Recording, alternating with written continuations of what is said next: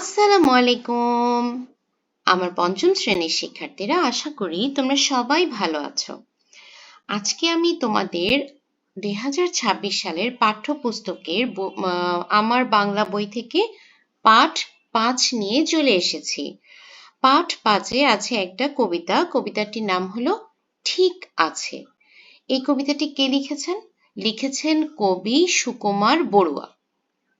আচ্ছা, ছবি দেখবে সবসময়। দেখো ছবিতে কি আছে? একজন লোক কথা বলছে হাত উঁচু করে। পেছনে কিছু কাপড় ঝোলানো আছে। আর একজন মানুষ নিচে বসে আছে। সামনে কিছু বাটি ঘটি আছে, প্লেট আছে, তাই তো? আচ্ছা দেখো, অসময়ে মেহমান ঘরে ঢুকে বসে যান, বোঝালাম ঝামেলার যতগুলো দিক আছে। তিনি হেসে বললেন, ঠিক আছে ঠিক আছে। তার মানে অসময়ে মেহমান এসেছে। তিনি মেহমান ঘরে ঢুকে কি করেছে? বসে পড়েছে। তো যে লোকটার বাসা, সে বোঝানোর চেষ্টা করছে যে তার কি কি সমস্যা আছে, কিন্তু মেহমান বারবারই হেসে কি বলছে? ঠিক আছে ঠিক আছে। আচ্ছা, এরপরে দেখো, এরপরে কি? এই যে রেশনের পচা চাল, টলটলে বাসি ডাল, থালাটাও ভাঙাচোরা, বাটিটাও লিক আছে। আচ্ছা, রেশন সাধারণত যারা সরকারি কর্মচারী অথবা আর্মি, মানে গ্রুপ অফ পিপল, সরকার থেকে রেশন পায়। তো রেশনের চালটা, তার ঘরে যে রেশনের চালটা আছে সেই চালটা পচা। তারপরে ডালটাও বাসি। এরপর কি? থালাটাও ভাঙাচোরা। তার মানে তার যে থালা আছে, থালা বাসন বা প্লেট যেটা আছে সেটা ভাঙাচোরা। বাটিটাও লিক আছে, যে বাটিতে খাবার দিয়েছে সেই বাটিটাতেও ফুটো বা লিক আছে। খেতে বসে জানালেন, ঠিক আছে ঠিক আছে। মেহমান তাতেও খেতে বসে কি বলল? ঠিক আছে। মেঘ দেখে মেহমান চাইলেন ছাতা খান, বাইরে মেঘ করছে, বৃষ্টি আসতে পারে। তো মেহমান তখন কি করলো? লোকটির কাছে ছাতা চাইলো। এই যে ছবিতে অবশ্য বোঝা যাচ্ছে না, এই যে ছাতাটার স্টিক, আর এই দেখো ছাতাটার ভেতরে যে ওয়্যার গুলো থাকে অনলি সেগুলো দেখা যাচ্ছে, কাপড় কিন্তু বলতে গেলে নেই, তাই না? এই মোটামুটি ছাতাটা, এটা হলো ছাতাটার স্ট্যান্ড। তাহলে মেঘ দেখে মেহমান চাইলেন ছাতা খান, দেখালাম ছাতাটার শুধু কটা শিক আছে। আচ্ছা, তার মানে আমি তখন লোকটা মেহমানকে তার ছাতাটা দেখায়, বললো যে এটাতে শুধুমাত্র কটা শিক আছে। তবুও তিনি বললেন, ঠিক আছে ঠিক আছে। তার মানে এতগুলো সমস্যা দেখো, সবকিছু শুনেও কিন্তু তিনি বারবারই কি বলছেন? ঠিক আছে ঠিক আছে। আচ্ছা, এখন আমরা শব্দার্থ জানবো। টলটলে, টলটলে মানে স্বচ্ছ তরল। টলটলে কথাটা কোথায় ছিল? এই যে টলটলে বাসি ডাল, তার মানে হলো একদমই স্বচ্ছ তরল বাসি ডাল। ডাল সাধারণত কেমন হয়? সরি, স্বচ্ছ তরল ডাল। ডালটা সাধারণত কেমন হয়? ঘন হয়, তাই না? কিন্তু এখানে লোকটার ডালটা কেমন ছিল? টলটলে বাসি ডাল। তার মানে টলটলে মানে স্বচ্ছ তরল। মেহমান, মেহমান মানে তো আমরা জানি অতিথি। রেশন, কম মূল্যে পণ্য বিক্রয়ের ব্যবস্থা। লিক, লিক মানে হলো ছিদ্র।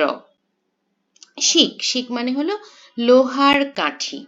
আচ্ছা, তো দেখো এখানে অনুশীলনীতে কি আছে? কিছু বিপরীত শব্দ তৈরি করতে হবে এবং বিপরীত শব্দটা দিয়ে বাক্য গঠন করতে বলেছে। তারপরে হলো প্রশ্ন উত্তর, একটি বাক্য ভেঙে দুটি বাক্য বানাই। আরো আছে যে প্রশ্ন, দুঃখ, অনুরোধ, আদেশ, ইচ্ছা, কোনটা কোন ভাব বোঝাচ্ছে সেটা লিখতে হবে। আচ্ছা, তাহলে আমি আমার নোটে চলে যাই, তোমাদেরকে সেখান থেকে দেখিয়ে দিই। শব্দার্থ তো আমাদের পড়া হয়ে গেছে, আর লাগবে না। বিপরীত শব্দ লিখি ও বাক্য তৈরি করি। অসময়, অসময়ের বিপরীত শব্দ কি? সময়। তো বাক্য কি হবে? সময় মতো হাজির হলে কাজ সহজ হয়। এটা মনে হয় তোমাদের বইতেই দিয়ে দিয়েছে। হ্যাঁ, এই যে সময় মতো হাজির হলামও দিতে পারে। আচ্ছা, ঠিক, ভুল, ভুল করলে তা ঠিক করা উচিত। হেসে, কেঁদে, দুঃখে শিশুটি কেঁদে উঠল। পচা, টাটকা, আমরা টাটকা খাবার খাই।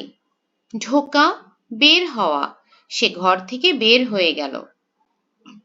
আচ্ছা, এখন আমরা প্রশ্ন উত্তর পড়ব। ক্লাস 5 এর বাচ্চারা যারা, তোমাদের প্রশ্ন উত্তরগুলো একটু বড় করে লিখতে হবে, এবং আসলে কবিতার প্রশ্ন উত্তর একটু বড় করে লেখা কষ্টসাধ্য। খুব বেশি কথা বাড়ানোর সুযোগ আসলে থাকে না। আমি চেষ্টা করেছি মিলিয়ে মিলিয়ে 4টা প্রশ্ন লিখতে, যেন মানে সবগুলো মেমোরাইজ করা কিছুটা লিঙ্ক টাপ থাকে, কিছুটা তোমরা ইজি করে মনে রাখতে পারো। মেহমান সব কথাতেই কি বলেন? মেহমান সব কথাতেই ঠিক আছে ঠিক আছে বলেন। লোকটির সংসারে অনেক রকম ঝামেলা আছে। তার ঘরে রান্নার জন্য আছে রেশনের পচা চাল ও টলটলে বাসি ডাল। খাবারের থালা ভাঙাচোরা, এমনকি বাটিতেও লিক আছে। বাড়িতে একটি ছাতা থাকলেও সেটি ভাঙা, শুধু কয়েকটি শিক আছে। যতই সমস্যা থাকুক, মেহমান তাতে কোনো অভিযোগ করেন না, বারবার ঠিক আছে বলে সন্তুষ্টি প্রকাশ করেন। দেখো, পরেরটাও বলতে গেলে একই। লোকটির সংসারে কি কি ঝামেলা আছে? লোকটির সংসারে অনেক রকম ঝামেলা আছে। তার ঘরে রান্নার জন্য আছে রেশনের পচা ডাল ও টলটলে বাসি চাল ও ডাল। খাবারের থালা ভাঙাচোরা, এমনকি বাটিতেও লিক আছে।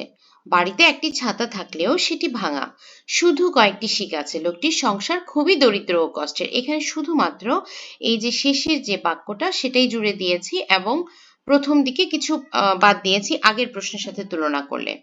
আচ্ছা, তৃতীয় প্রশ্ন, এখানেও দেখো মিল আছে, কিন্তু কবিতাটি পড়তে কেন মজা লাগে? আচ্ছা, না, এটাতে বোধহয় মিল নেই, পরেরটাতে মিল আছে। কবিতাটি পড়তে মজা লাগে কারণ এতে সহজ ভাষায় বাস্তব জীবনের কথা বলা হয়েছে। কবিতায় দেখা যায় অসময়ে একজন মেহমান বাড়িতে এসে বসেছেন। বাড়ির লোকটি তাকে নিজের অভাব অনটনের কথা খুলে বললেও মেহমান প্রতিটি কথার জবাবে হাসি মুখে শুধু ঠিক আছে বলে যান। মেহমানের ঠিক আছে বলা বিষয়টি হাস্যরস তৈরি করে। অভাব অনটনের মধ্যেও মানুষের ধৈর্য ও সহনশীলতা কবিতাটিকে আনন্দদায়ক করে তুলেছে। পরের প্রশ্নে মিল আছে, দেখবে তোমরা। কবিতাটি নিজের ভাষায় লিখি। ঠিক আছে কবিতাটি কবি সুকুমার বড়ুয়ার লেখা একটি অনন্য কবিতা। এই কবিতায় একজন দরিদ্র লোকের সংসারের কথা বলা হয়েছে। তার সংসারে অনেক রকম ঝামেলা আছে।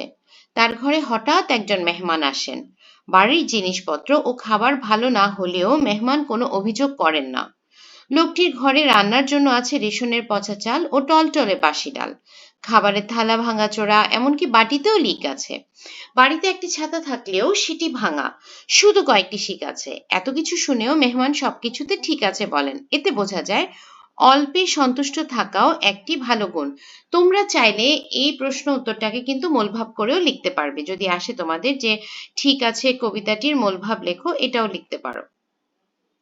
আচ্ছা, এরপরে তোমাদের বইতে দিয়েছে যে আমি আগে বইতে একটু দেখিয়ে দিই। এই যে দেখো, 3 নম্বরে একটি বাক্য ভেঙে দুটি বাক্য বানায়। এখানে কি দিয়েছে? আমি মাঠে গিয়ে দেখলাম সবাই খেলছে। তো এটা কি উত্তর দিয়ে দিয়েছে? আমি মাঠে গেলাম, দেখলাম সবাই খেলছে। তার মানে এই যে একটা বাক্য, এটাকে আমরা ভেঙে দুটো বাক্য, অর্থবোধক বাক্য বানাবো। আমি এতবার বোঝানোর পরেও তিনি আমার কথা শুনলেন না। আমি তাকে অনেকবার বোঝালাম, তিনি আমার কথা শুনলেন না। তিনি ঘরে ঢুকে কিছু খেতে চাইলেন। তিনি ঘরে ঢুকলেন, তিনি কিছু খেতে চাইলেন। আমার কথা না শুনেই তিনি চলে গেলেন।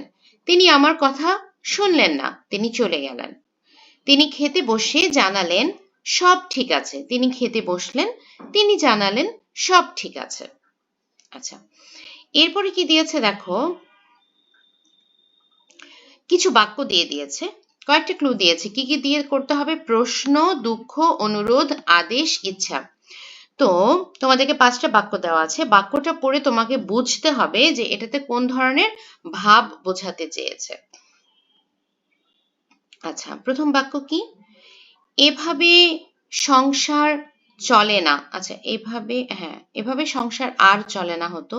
আর আচ্ছা, ঠিকই তো আছে। এভাবে সংসার আর চলে না। তাহলে এটা একটা মানুষ কিভাবে বলবে? দেখো, কারো সংসার চলছে না, এটা কিন্তু খুবই কষ্টের, খুবই মন খারাপ করে বা খুবই দুঃখ নিয়ে কিন্তু মানুষ বলে, তাই না? এভাবে সংসার আর চলে না। তাহলে এটা কি? এটা হলো দুঃখ। আমাকে একটা কলম দাও। এটা কি? এটা অনুরোধ করে বলা। তোমার বাড়ি থেকে বিদ্যালয় কত দূরে? এটা তো আমরা প্রশ্ন করে কাউকে জিজ্ঞেস করি, তাই না?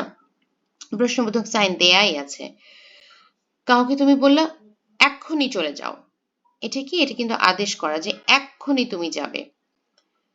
আমার যদি একটা সাইকেল থাকতো, এটা কি? এটা হলো ইচ্ছা প্রকাশ করা যে ইস, আমার যদি একটা সাইকেল থাকতো, তাই না?